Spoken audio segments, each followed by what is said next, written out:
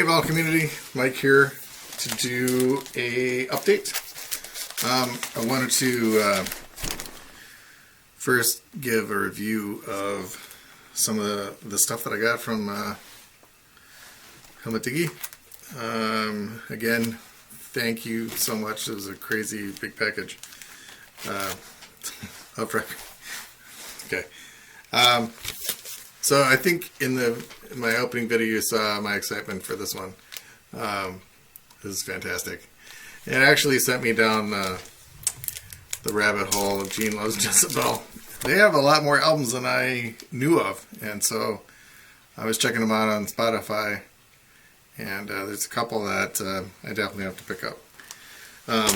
One of them being this one that I just bought. This is the one I used to have on tape. This has the song Heartache on it, which is the one that got me into them.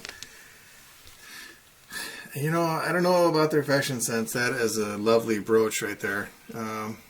Yeah, I'm not sure what they were going for. The whole androgyny thing, or I don't know, but regardless, the music is fantastic. I believe these guys are brothers, or there's at least there's two brothers in the band. But anyway, yeah, I like this one so much and hadn't heard these guys for just such a long time that I got so excited I went out and I bought this one. So, good stuff. I haven't opened this one yet, though, but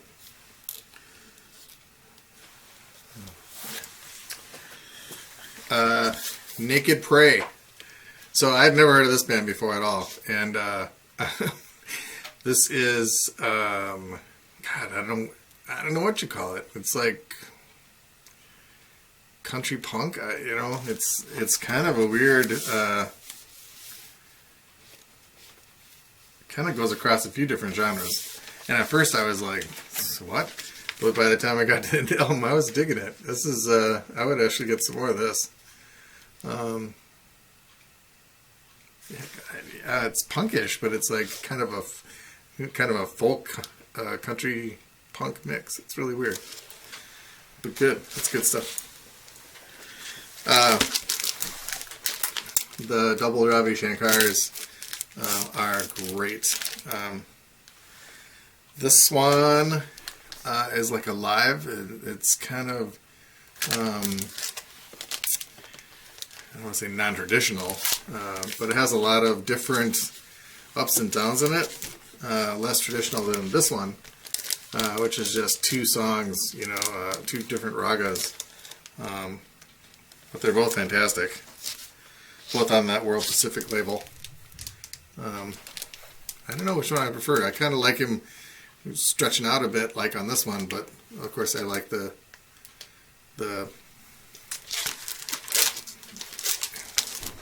I don't know what the word I was looking for. The rigidness of the other one. You know, following the patterns. That, you know, I didn't listen to this one, but I'm adding that. I have to make sure to add that to my. Oh, I did add it to the total, so that's on there. And then the Elliott Smiths. Yeah, I have heard Elliott Smith before. Evidently it was in a time when I wasn't ready to receive. I did keep a couple things. There was a couple songs that I really liked, and so I kept them thinking, someday. And I like them a lot. I don't know, there's a feel to it, just kind of, you know, like a little bit of a sadness. And so I listened to both of these. What is it called? Either Or and XO. Now, even though XO has my favorite song on it, which is the first one, Sweet Adeline, I think I kind of prefer this one, the Either Or. So both are good, great actually. And I love that I don't know why it's so hard for record companies to put some kind of picture, you know, in here. You know, why it's got to be so plain all the time. So I really like that they, you know, put the picture in there. That's cool. So, yeah, Elliott Smith. So now I'm going to have to go dig out those bootlegs that I talked about. Because I think I know where they are, but I want to say that they are of the material from XO. But I'll have to find those. Helmet, I'll just send them to you on a CD or something, or computer style, and then you can check them out. If you like them, you can keep them. If not, toss it. Okay, so then I decided, well, between a couple, that was early last week, I think, and today, I stopped and I indulged my 80's, my 80's inclination. These are all like $2 albums. So I picked up the Alarm, Electric Folklore Live. So this is like it's only 6 songs. Oh, is it 5 even? Now there's a label. This is a sleeve, man. Even though it's this plastic that I can't stand. It's IRS, and it's got like all kinds of things you can order, and then on the other side it's got the t-shirts and stuff. So it's really cool. But yeah, 1, 2, 3, 4, 6 songs. So I guess, oh, and it's got the original insert, which is nice.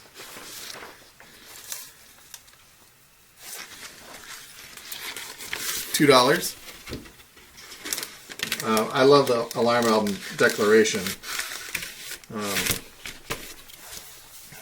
This has Blaze of Glory on it and Strength, so it's a good album. Now, this is not Declaration, this is a live one. And then they had a promo copy of the Alarm Strength on IRS Records, which is like still staticky. Of course, they ruined it by putting this sticker on it. This is AOR edit, 4 minutes 10 seconds, and this over here side says long version, 5 minutes 34 seconds. But this is Strength, and they crossed off the writing credit part for some reason. I don't know why they would do that, but whatever. People are crazy. Why you would even put a sticker on the record itself instead of on the jacket, but whatever. Of course, then I'd have the other complaint that someone put a sticker on the album. So yeah, this is Flock of Seagulls, and I'd like to say that I hate it, and back in the day I probably did, but every time I hear I Ran now, it's like, I kind of like that song.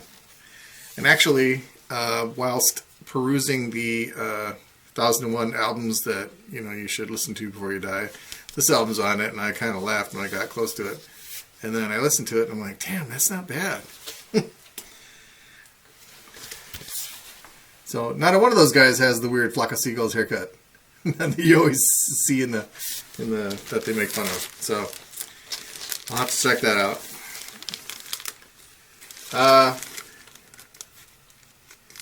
It seems that I like the 80's a little more than I would like to admit. Here's another one, $2. Fine Young Cannibals. Everybody knows this one, but it was $2. I've seen it there a bunch of times, and I'm like, I should get this. I'm like, no, I should get this. And then I heard, what the hell was it? Not Johnny Come Home, but it was one of their other songs. I can't remember which one it is, but I was like, yeah, maybe I should get that. So I picked it up. And then Till Tuesday, Welcome Home. Now this is their second one, I believe, and to be fair, I don't like it near as much as their first one.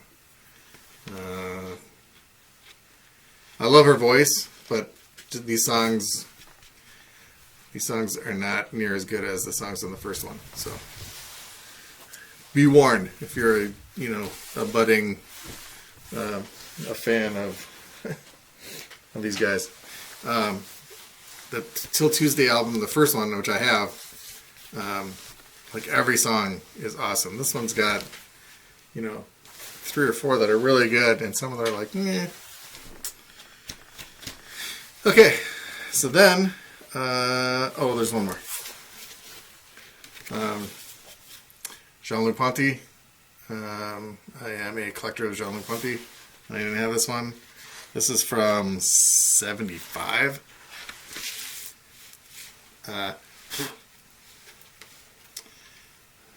We'll see. You know, in the later 70s, it was pretty tough for people to not get all saccharine on this stuff. So hopefully this will be better than I'm expecting. And I would do a vinyl cutting of this if anybody recognized who he was besides me. Okay.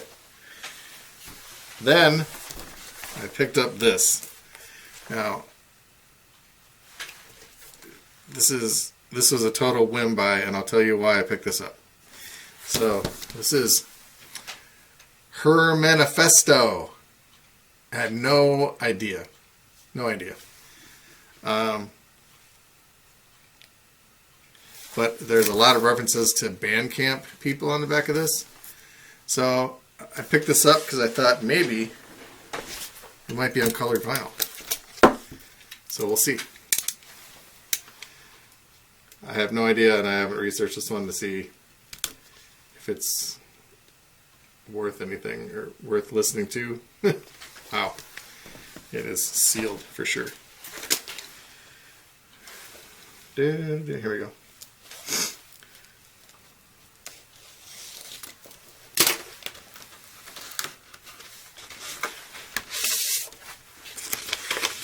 It's not black vinyl.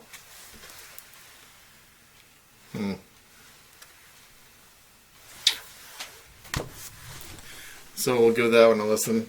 I don't have very high hopes for that one, but and I thought, well, if it's colored vinyl, I can make something cool out of it. Okay, and then my last 2 selections, I found some Hipgnosis stuff. So I got 10cc Bloody Tourists.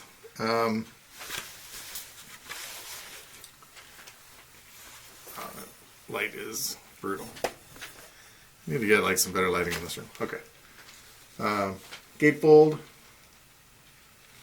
Everybody's got these little lines around them. Oh, that comes out very good. Their wraparound cover. Woman out in the surf. And has the actual original inner sleeve, which has these little corner pictures that are remarkably similar to, I would say, the little Pink Floyd, pyramid drawings. Where is it? Over there. So that's cool. I believe now I have all the 10cc. Unless I can't remember if I have the live one or not. There's a live one. Okay, and then, last but not least, Genesis. And then there were 3. I have not heard a single song on this album that I am aware of. Follow You, Follow Me. Oh, maybe I know that one. So I like this Genesis done with the light. That's pretty cool. And then the wraparound cover.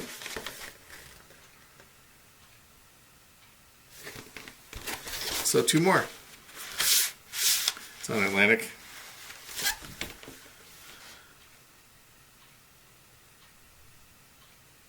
Yeah, I do know that song. Okay. There are several Genesis albums on the Hipgnosis list.